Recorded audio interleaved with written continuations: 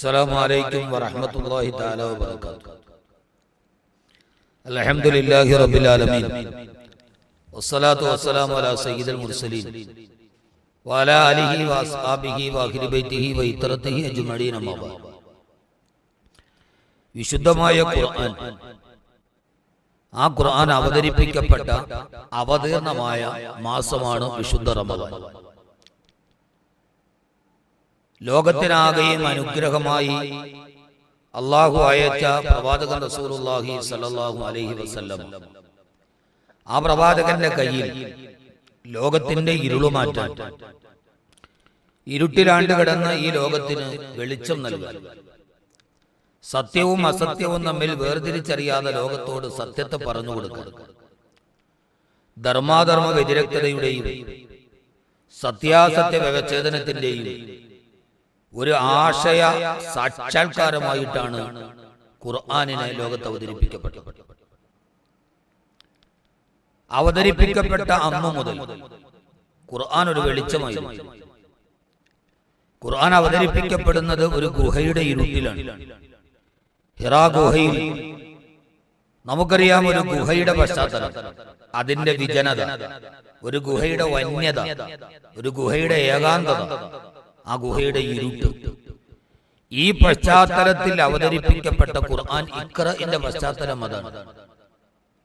ആ ഇഖ്റയിലൂടെ ഖുർആൻ മുമ്പോട്ട് വെച്ച ഒരു വലിയ ആശയം, ഏതൊക്കെ ഭാഗത്ത് ഇരുൾ പരക്കുന്നുവോ, എവിടെയൊക്കെ അന്ധകാരം കനപ്പെടുന്നുവോ, എവിടെയൊക്കെ തിന്മകൾ വിളയാടുന്നുവോ, എവിടെയൊക്കെ അനാശാസ്യങ്ങൾ അരങ്ങ് തകർക്കുന്നുവോ, എവിടെയൊക്കെ ധർമ്മത്തിന് വിലയില്ലാതാകുന്നുവോ, അവിടെയെല്ലാം ഈ മൂലച്യുതികളുടെ ഇരുട്ടിനെ മാറ്റി വെളിച്ചം നൽകാൻ കഴിയുന്ന ഒരേ ഒരു മാർഗദർശനം വിശുദ്ധമായ ഖുർആനാണ്.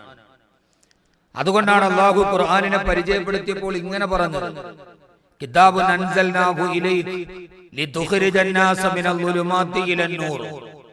കിതാബ് ഇതൊരു അത്ഭുതകരമായ വേദഗ്രന്ഥമാണ്. അൻസൽനാഹു ഇലൈക, ഇതിനെ നിങ്ങൾക്ക് ഞാൻ അവതരിപ്പിച്ചു തന്നത് ലിതുഖ്രിജൻ നാസ മിനൽ ളുലുമാതി ഇലൻ നൂർ, ജനങ്ങളെ അന്ധകാരത്തിൽ നിന്ന് വെളിച്ചത്തിലേക്ക് നയിക്കാനാണ്. ഖുർആനിന്റെ സൂക്തങ്ങളെ ഇഴകീറി പരിശോധിക്കുന്നവർക്കറിയാം, ഇവിടെ ഖുർആൻ ഉപയോഗിച്ചത് മിനൽ ളുലുമാതി, അന്ധകാരങ്ങൾ, ഇലൻ നൂർ, വെളിച്ചം. അന്ധകാരത്തെ ബഹുവചനമായും വെളിച്ചത്തെ ഏകവചനവുമായിട്ടാണ് പ്രയോഗിച്ചത്. അതിന്റെ അർത്ഥം ഇരുട്ടിന്റെ വഴികൾ ധാരാളമുണ്ട്, പക്ഷേ വെളിച്ചത്തിന്റെ വഴി ഏകമാണ്, ഒന്നാണ്. അത് ഖുർആന്റെ വെളിച്ചമാണ്. നമ്മുടെ ചുറ്റുപാടും ഇരുട്ടുകളുടെ വഴികൾ ഇങ്ങനെ നിറഞ്ഞു കിടക്കുകയാണ്. ലഹരിയുടെ, ചൂതാട്ടത്തിന്റെ, അനാശാസ്യത്തിന്റെ, പുതിയ പ്രവണതകളുടെ, നിരീശ്വരവാദത്തിന്റെ, ഭൗതികവാദത്തിന്റെ, നാം കടന്നു പോകുന്ന മുഴുവൻ മേഖലകളും ഇരുട്ടിൻ്റെതാണ്. അവിടെയൊക്കെ വെളിച്ചത്തിന്റെ ഏക മാർഗം, ഏക ചാലകം, ഏക ശിഖ, ഏക ദീപം, അത് അല്ലാഹുവിന്റെ വിശുദ്ധമായ ഖുർആനാണ്. ഈ ഇരുട്ടുകളെല്ലാം ഒരു മനുഷ്യനിൽ സമ്മേളിക്കുകയും അയാൾ അന്ധവിശ്വാസത്തിന്റെയും അനാചാരത്തിന്റെയും അശ്ലീലത്തിന്റെയും വക്താവായി മാറുകയും ചെയ്ത കാലത്ത് ഖത്താബിന്റെ മകൻ ഉമർ എന്ന ലോകത്തിലെ ഏറ്റവും വലിയ ഇരുട്ടിന്റെ മനസ്സിന് വെളിച്ചം നൽകാൻ ഖുർആനിന് മാത്രമേ കഴിഞ്ഞിട്ടുള്ളൂ. ത്വാഹ മാ അൻസൽനാ അലൈക്കൽ ഖുർആന ലിതശ്ഖാ, ഈ ഖുർആൻ നിങ്ങൾ പരാജയപ്പെടാതിരിക്കാൻ വേണ്ടിയാണ് ഞാൻ അവതരിപ്പിച്ചത് എന്ന ഒറ്റ വാക്ക് ഉമർ റളിയല്ലാഹു അൻഹുവിന്റെ ഇരുട്ടിനെ കീറിമുറിച്ച് വെളിച്ചമായി.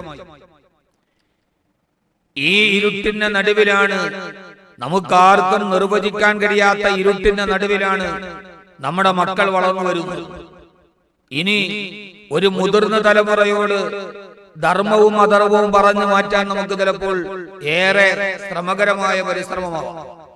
പക്ഷെ വളർന്നു വരുന്ന നമ്മുടെ തലമുറയെ, വളർന്നു വരുന്ന നമ്മുടെ കുട്ടികളെ, അവരുടെ ശൈശവ ദിശയിൽ തന്നെ ഖുർആൻ എന്ന വെളിച്ചത്തിന്റെ ഒരു വിളക്കിനെ അവരുടെ ഹൃദയത്തിൽ ഒരു കൈത്തിരിയായി കൊളുത്തിവെച്ചാൽ അതിനേക്കാൾ നമുക്ക് ചെയ്യാൻ കഴിയുന്ന നന്മ വേറെയില്ല. ഇന്ന് ലോകത്തെല്ലായിടത്തും ചർച്ചയാണ്, എങ്ങനെയാണ് ഈ ലോകത്തിന്റെ ഇരുട്ട് മാറ്റുക, എങ്ങനെയാണ് ഈ ലോകത്തിനൊരു വെളിച്ചം നൽകുക. പക്ഷേ ആ വെളിച്ചത്തിന്റെ വിളക്ക് കൊളുത്തേണ്ടത് കുട്ടികളുടെ ഹൃദയത്തിന്റെ ഉള്ളിലാണ്. കുല്ലു മൗലൂദിൻ യൂലദു അലൽ ഫിത്ർ വലാകിൻ അബവാഹു യുമജ്ജിസാനിഹി വയുനസ്സിറാനിഹി വയുഹവ്വിദാനിഹി.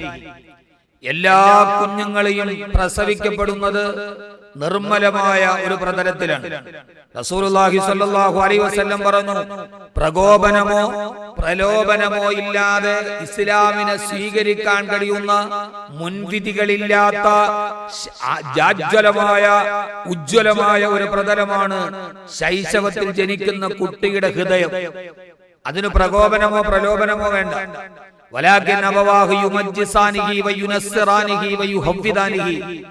ഈ കുട്ടിയുടെ മാതാപിതാക്കളാണ് അവനെ വിവിധമായ ആശയങ്ങളിലേക്ക് തിരിച്ചുവിടുന്നത് എന്ന് പറഞ്ഞാൽ റസൂലുള്ളാഹി സ്വല്ലല്ലാഹു അലൈഹി വസല്ലം പറഞ്ഞതിന്റെ അർത്ഥം, ഏത് സസ്യവും മുളയ്ക്കാൻ കഴിയുന്ന വളക്കൂറുള്ള ഒരു മണ്ണാണ് കുഞ്ഞുങ്ങളുടെ ഹൃദയം.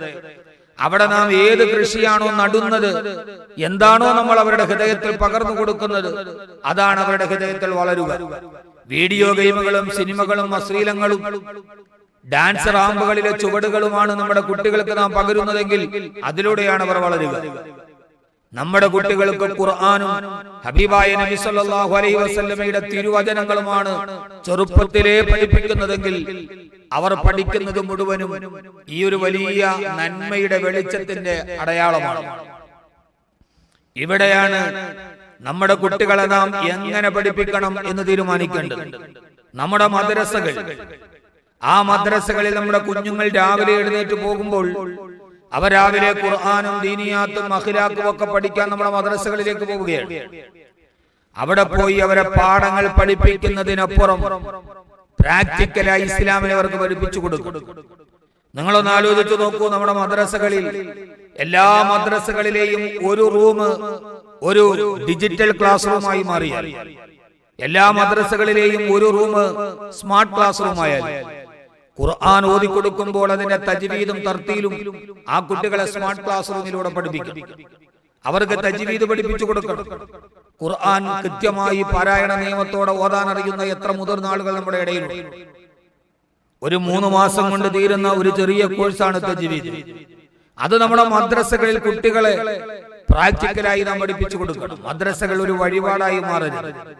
തജ്വീദും തർത്തീലും അറിയാവുന്ന അധ്യാപകർ ഒരു സ്മാർട്ട് ക്ലാസ് റൂമിൽ കുട്ടികളെ മഖ്റജുകളും അതിന്റെ ശബ്ദത്തിന്റെ വ്യതിയാനങ്ങളും പ്രാക്ടിക്കലായി പഠിച്ചാൽ നല്ല തജ്വീദോടെ ഖുർആൻ ഓതാൻ കുട്ടികളെ ഹൃദയത്തിൽ ഖുർആന്റെ വെളിച്ചം നമുക്ക് കൊളുത്തിവെക്കാൻ കഴിയും. മദ്രസയുടെ പുറകിൽ, പള്ളിയിൽ മാത്രമല്ല വളൂ ചെയ്യാൻ സ്ഥലം വേണ്ടത്, മദ്രസയുടെ പുറകിൽ വളൂ ചെയ്യാൻ ആവശ്യമുള്ള കുറെ പൈപ്പുകൾ ഉണ്ടാവും. വളൂഇന്റെ പാഠം പഠിപ്പിക്കുന്ന ഉസ്താദ് കുട്ടികളെ മദ്രസയുടെ വെളിയിൽ കൊണ്ടുപോയി വളൂ എടുത്ത് അവരെ പ്രാക്ടിക്കലായി പഠിപ്പിക്കണം. ഖുർആനെ കുറിച്ച് പഠിപ്പിക്കുമ്പോൾ സ്മാർട്ട് ക്ലാസ് റൂമുകളിൽ നമസ്കാരം എങ്ങനെ, മയ്യത്ത് സംസ്കരണം എങ്ങനെ, മയ്യത്ത് പരിപാലനം എങ്ങനെ, മയ്യത്ത് നമസ്കാരം എങ്ങനെ, ഇസ്തിഖാറത്തിന്റെ നിസ്കാരം എങ്ങനെ, ഹാജത്തിന്റെ നിസ്കാരം എങ്ങനെ, ളുഹാ എങ്ങനെ, ഇശ്റാഖ് എങ്ങനെ, ഈ സ്മാർട്ട് ക്ലാസ് റൂമിലൂടെ ആധുനിക സാങ്കേതിക വിദ്യ ഉപയോഗിച്ച് നമ്മുടെ മദ്രസകളിൽ കുട്ടികളെ ചെറുപ്രായത്തിലെ പ്രാക്ടിക്കലായി പഠിച്ചാൽ ജീവിതാവസാനം വരെ അതവരുടെ ഹൃദയത്തിലുണ്ടാവും. ഇവിടെയാണ് അൽബിർ എന്ന് പറയുന്ന ആശയത്തെ നാം പ്രോത്സാഹിപ്പിക്കേണ്ടതിന് മനസ്സിലാവുക.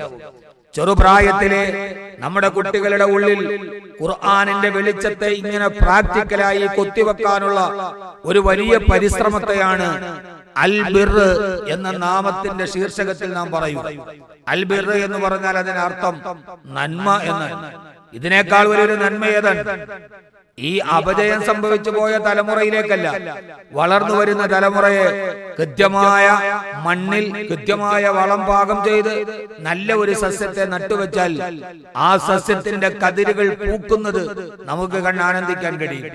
ഇതിനെയാണ് സമസ്ത കേരള ജമിയത്തുൽ ഉലമയുടെ കീഴിൽ അൽബിർ എന്ന ഒരു പ്രീ സ്കൂൾ സംവിധാനം ആവിഷ്കരിക്കപ്പെട്ടു. ഞാൻ പറഞ്ഞത് അൽബിർ എന്താണ് എന്നാണ് ഇതുവരെ പറഞ്ഞത്.